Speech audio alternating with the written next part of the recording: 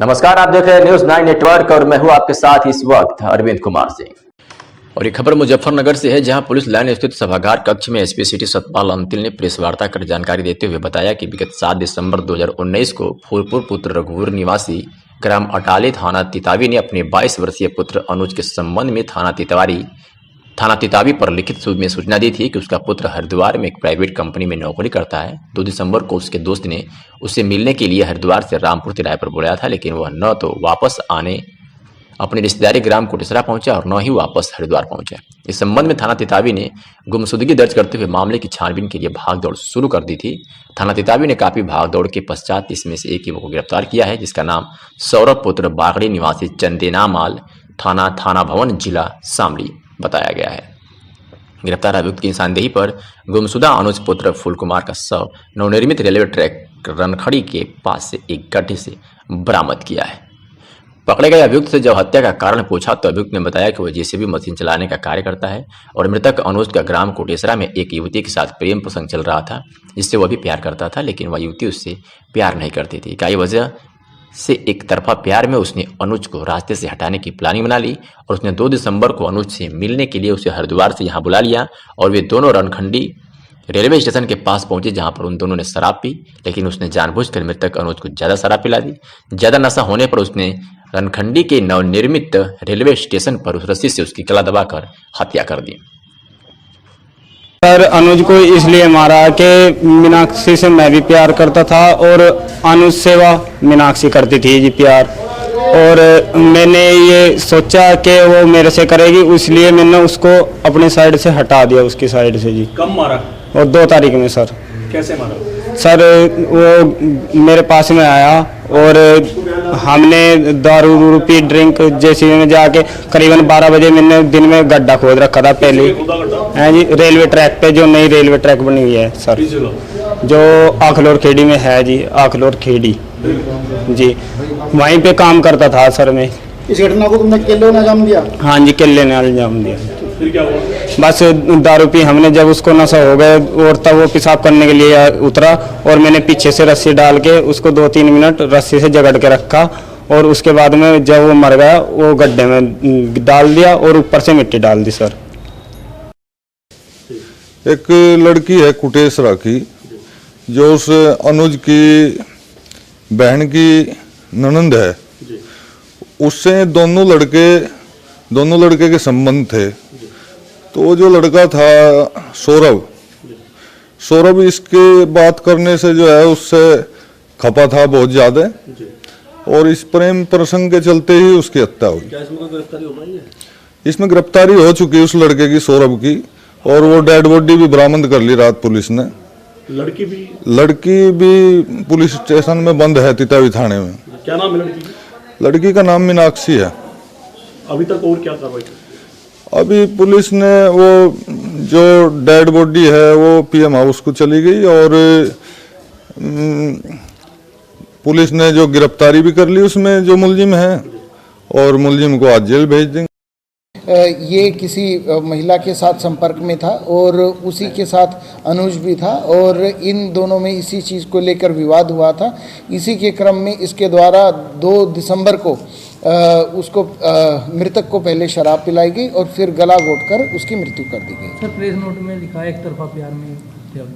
हाँ, इनका ये आपस में इस प्रकार से एक संबंध थे और ये नहीं चाहता था, अभियुक्त नहीं चाहता था कि किसी प्रकार से अनुज इन संबंधों के बीच में रहे। देखिए, इसके मोबाइल की जो लास्ट लोकेशन है वो चरथावल थाना क्षेत्र के अंतर्गत आई थी और हम पीसीआर पर लेकर इससे मोबाइल।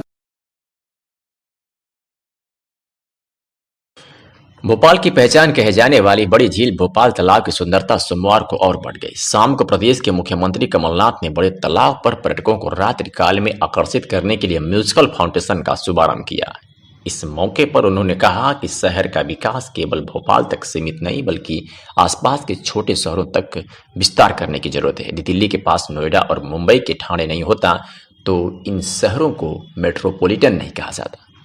इसलिए भोपाल के साथ साथ आसपास के नगरों को भी विकसित करें। इस अवसर पर महापौर आलोक शर्मा ने किया कमलनाथ का स्वागत। लोकार्पण में नगरीय प्रशासन मंत्री जयवर्धन सिंह, सहकारिता मंत्री डॉक्टर गोविंद सिंह और जनसंपर्क मंत्री पीसी शर्मा मौजूद रहे। कहना चाहता हूँ कि ये आपने जो सोचा था उसको जीवित किया, उसको आज इसकी शुरुआत है।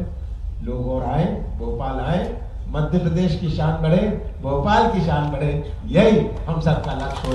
आप सबका बहुत बहुत धन्यवाद माननीय मुख्यमंत्री जी, आपकी गरिमामयी उपस्थिति तथा अन्य सभी की उपस्थिति के लिए। आलोक शर्मा जी ने सुझाव दिया था कि इतिहास की एक समिति बनी, मैं इससे पूरी तरह से सहमत हूँ, ये बननी चाहिए। और मैं तो आलोक जी आपसे निवेदन करूँगा कि आप समय समय पर मेरे से मिलकर हम सब बैठकर भोपाल का भविष्य का एक नक्शा बनाएं। केवल ये फाउंटेन का नहीं, केवल सड़कों का नहीं, पर हमारी संस्कृति, हमारा इतिहास को जीवित रखने का भी हम एक नक्शा बनाएं। बहुत बहुत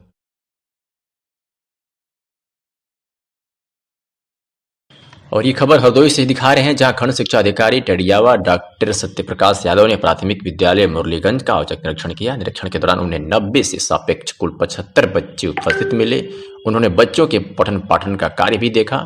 इसके बाद उन्होंने मध्याह्न भोजन की व्यवस्था को भी देखा, जिसमें बच्चों को फल वितरण के साथ साथ मेनू के अनुसार रोटी और सब्जी भी दी जा रही थी। खंड शिक्षा अधिकारी ने बताया कि जिलाधिकारी के विशेष निर्देश हैं, कहीं भी फल वितरण के साथ साथ दूध वितरण में गड़बड़ी पाई जाएगी तो कार्रवाई होगी। इसके तहत प्रत्येक खंड शिक्षा अधिकारी को निर्देश दिया गया कि इस क्रम में निरीक्षण कर शासन की मंशानुरूप गुणवत्ता युक्त MDM एवं फल तथा दूध वितरण सुनिश्चित कराने के लिए विशेष निरीक्षण किए जा रहे हैं। विद्यालय में स्वेटर भी वितरित किए गए। आज सुबह प्राथमिक विद्यालय मुरलीगंज का निरीक्षण किया गया। निरीक्षण के समय हमारे विद्यालय में नामांकित बच्चों के सापेक्ष 85% बच्चे उपस्थित रहे।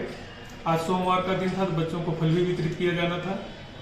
मौके पर स्वयं बच्चों को फल वितरित कराया और बच्चों के स्वेटर वितरण का भी कार्य कराया गया। जैसा कि जिलाधिकारी महोदय का निर्देश भी है कि समय से स्वेटर का वितरण सुनिश्चित कराया जाए और प्रत्येक विद्यालय में दूध और फल का वितरण अच्छे तरीके से कराया जाए, गुणवत्ता युक्त कराया जाए, किसी तरह की ढीले हवाली न हो।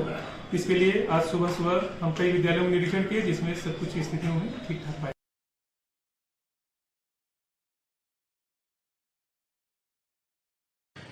फरीदाबाद में सेविका समिति ने देश भर में बढ़ते दुष्कर्म की घटनाओं के विरोध में मार्च निकालकर मंडलायुक्त डॉक्टर जी अनुपमा की अनुपस्थिति में उनके निजी सचिव को महामहिम राष्ट्रपति के नाम ज्ञापन सौंपा है। नेशनल हाईवे नंबर 2 से मंडलायुक्त कार्यालय तक सैकड़ों महिलाओं और युवतियों ने हाथों में स्लोगन लिखी हुई तख्तियां लेकर जमकर नारेबाजी की और महिलाओं के साथ दुष्कर्म करने वालों के लिए सख्त सजा की मांग की। महिलाओं ने पत्रकारों से बातचीत करते हुए कहा कि देश भर में हो रही महिलाओं के साथ बलात्कार जैसी अमानवीय घटना से सभी आहत है, इसलिए पहली बार सेविका समिति विरोध प्रदर्शन मार्च निकाल रही है।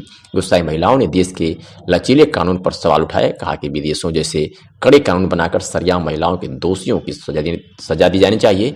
यहां तक कि निर्भया के बलात्कारियों को भी सरेआम ही फांसी पर लटकाना चाहिए।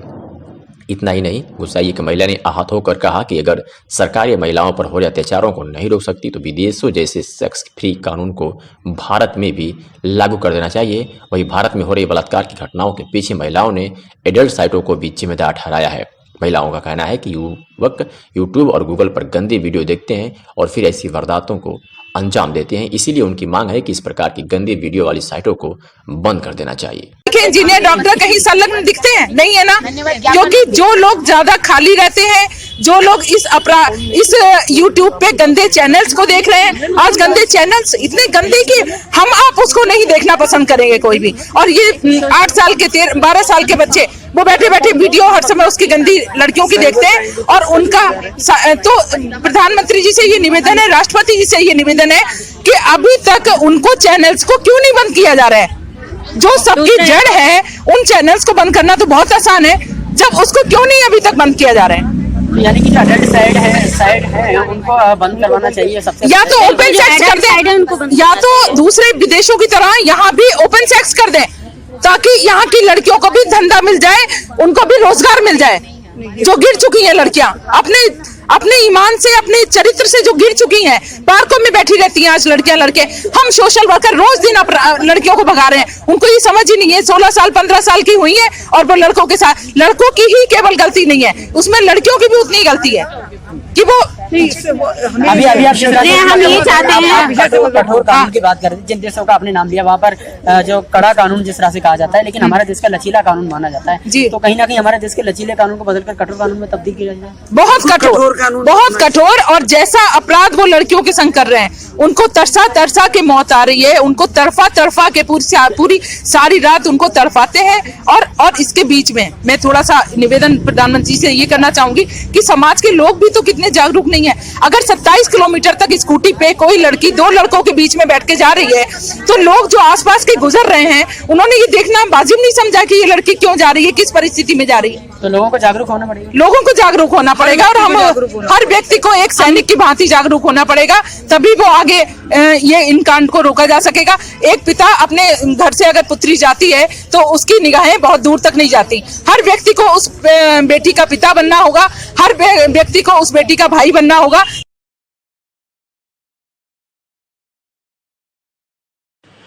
मुजफ्फरनगर में सुप्रीम कोर्ट के आदेशों के बावजूद भी नहीं थम रहा शादी विवाह में हर्ष फायरिंग। एक ऐसा ही मामला जनपद मुजफ्फरनगर के थाना भोरा कला क्षेत्र के सिसौली गांव का है, जहां पर देर रात एक शादी समारोह के दौरान हर्ष फायरिंग में एक महिला को गोली लग गई, जिसमें महिला बुरी तरह से घायल हो गई।